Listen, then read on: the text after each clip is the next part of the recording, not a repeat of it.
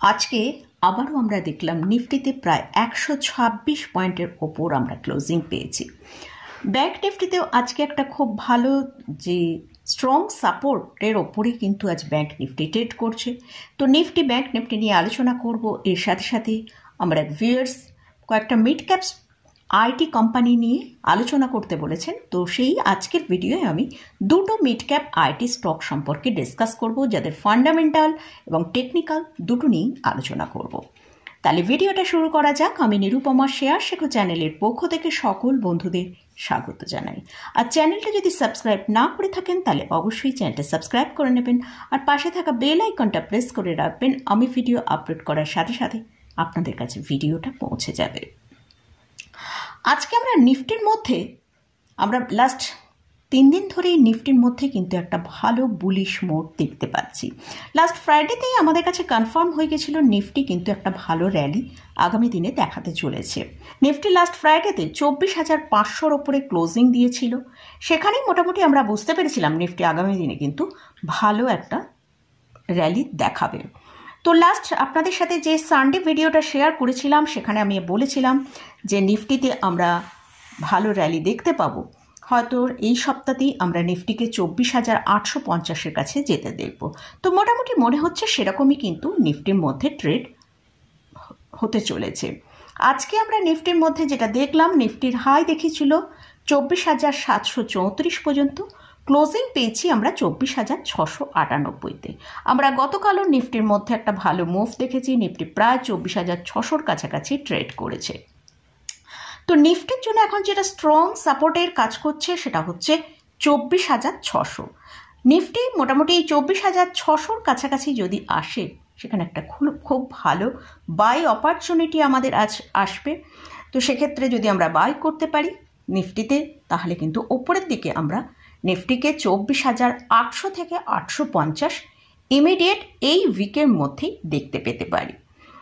এবারে আসছি bank Nifty. Bank নিফটিতে আজকে আমরা দেখলাম যে ব্যাংক নিফটি যে বেশ কিছুদিন ধরে যে 50,800-র ওপরে ট্রেড করতে পারছিল না, মানে ট্রেড করে কিন্তু সেখানে সাস্টেন করতে পারছিল না, কিন্তু আজ আমরা দেখলাম ব্যাংক নিফটি কিন্তু মর্নিংয়ের দিকে 50,398-এর কাছে লো করে ব্যাংক নিফটি কিন্তু পরবর্তী সময় আমরা দেখেছি প্রায় 51,025 পর্যন্ত হাই করেছিল, এবং ক্লোজিং টাইমে আমরা 50,800-র ওপরই ব্যাংক নিফটিকে ক্লোজ পেয়েছি। তো ব্যাংক নিফটিও মোটামুটি কনফার্মেশন কিন্তু দিয়ে দিয়েছে। ব্যাংক নিফটিতেও আগামী দিনে একটা ভালো মুভ আসতে চলেছে।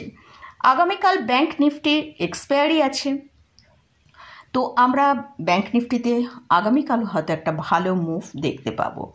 তো ব্যাংক নিফটিতেও আমি বলেছিলাম যদি 50,800-র ওপরে 800 থেকে 900 এই রেঞ্জের ওপরে ব্যাংক নিফটি ট্রেড করতে থাকে, সেক্ষেত্রে আমরা 51,800 পর্যন্ত ব্যাংক নিফটিতে মুভ দেখতে পেতে পারি।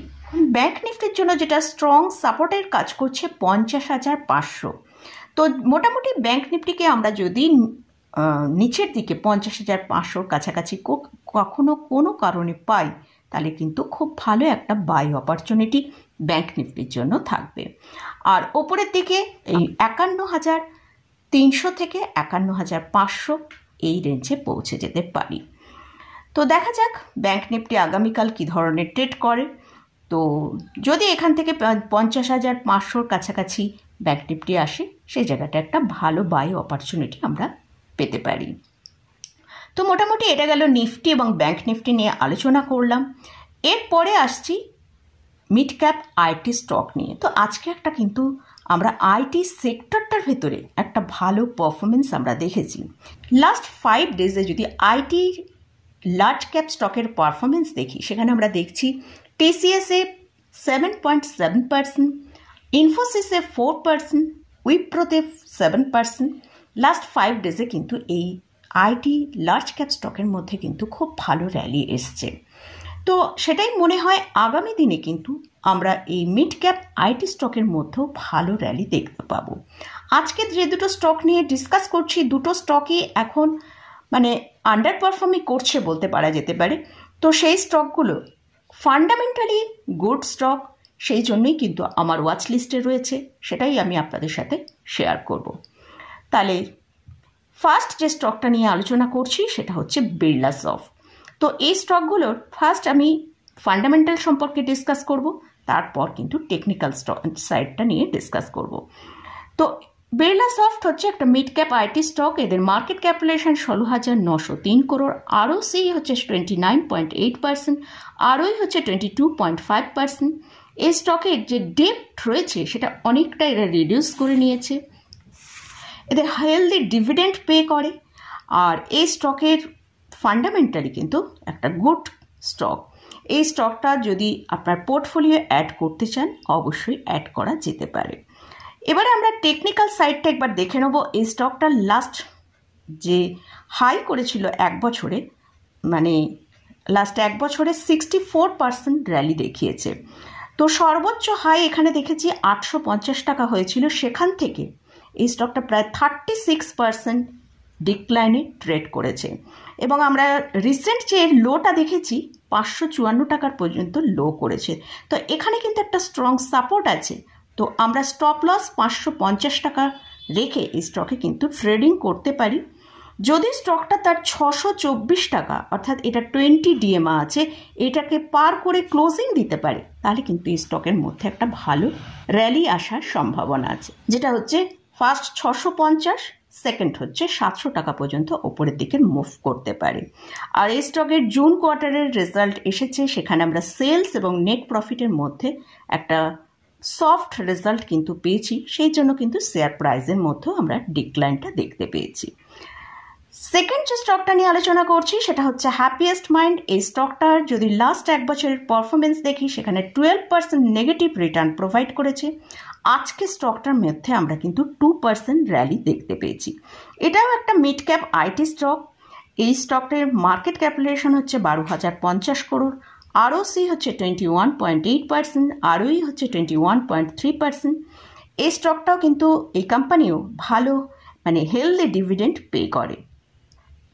তো এই স্টকটাকেও যদি আপনি আপনার পোর্টফোলিও অ্যাড করতে চান তাহলে অবশ্যই অ্যাড করতে পারা যাবে, কারণ এই স্টকটাও ফান্ডামেন্টালি খুবই স্ট্রং স্টক। এই স্টকের পারফরমেন্স যদি আমরা দেখি, সেই 1500 টাকা হাই করেছিল, কিন্তু লাস্ট 2 থেকে আড়াই বছরে মার্কেট এতটা র্যালি দিয়েছে, কিন্তু এই স্টকের ভেতরে আমরা সেরকমভাবে কোনো পারফরমেন্স দেখতে পাইনি।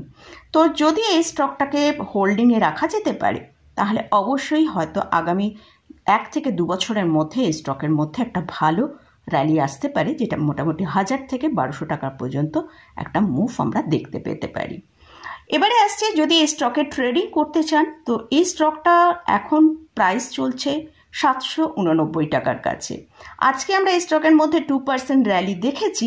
এই স্টকের যে 20 ডিএমএটা আছে আজকে সেটা ক্রস করেছে 787 টাকার ওপর স্টকটা ট্রেড করছে। যদি 805 টাকার ওপর ক্লোজিং দেয় তাহলে কিন্তু এই স্টকে একটা ভালো র্যালি আসতে পারে। তো ওপরের দিকে মোটামুটি 870 থেকে 890 টাকা পর্যন্ত যেতে পারে। যেহেতু আইটি সেক্টরের মধ্যে ভালো পারফরমেন্স আসছে, সেক্ষেত্রে কিন্তু আমরা এই হ্যাপিয়েস্ট মাইন্ডের এক সপ্তাহের মধ্যে যদি এই 805 টাকার ওপর ক্লোজিং দিয়ে সাস্টেন করে, তাহলে এক সপ্তাহের মধ্যেই কিন্তু আমরা এই 870 থেকে 90 টাকার টার্গেটে পৌঁছে যেতে পারি। তো অবশ্যই এর জন্য 770 টাকা স্টপ লস মেনটেন করতে হবে। তো মোটামুটি এই স্টকগুলো এবং ইন্ডেক্স নিয়ে আলোচনা করলাম। এই স্টকে বা ইন্ডেক্সে আমি কিন্তু কোথাও কোনো বাই রেকমেন্ডেশন করছি না। আপনারা যদি কোনো স্টক বা ইন্ডেক্সে কোথাও কোনো পজিশন নেন, অবশ্যই তার আগে চার্ট অ্যানালিসিস করে তারপরে পজিশন নেবেন। তো মোটামুটি আজকের মতন ভিডিওটা এখানেই শেষ করছি। ভিডিওটা যদি ভালো লাগে অবশ্যই লাইক করবেন, শেয়ার করবেন, সাবস্ক্রাইব করবেন। ধন্যবাদ।